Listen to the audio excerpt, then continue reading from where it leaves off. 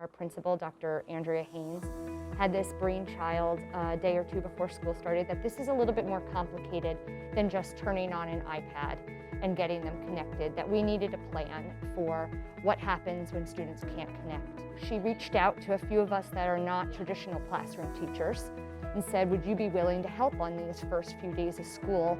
We decided a coordinated effort was needed, not just well, we'll just kind of see what needs to be done and go with it.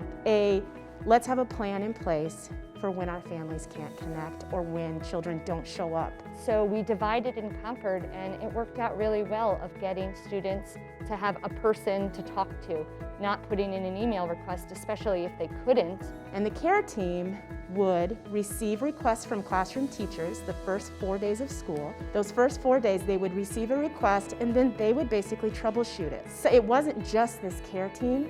Those classroom teachers who have such high expectations for our students, the moment they saw a student wasn't in class, they were reaching out to say, hey, so-and-so isn't here, I want him to be here, he needs to be here, can someone help me find him? At one point, here at Harrison, we've had 100% of our students engaged through the coordinated efforts of the classroom teachers with our care team.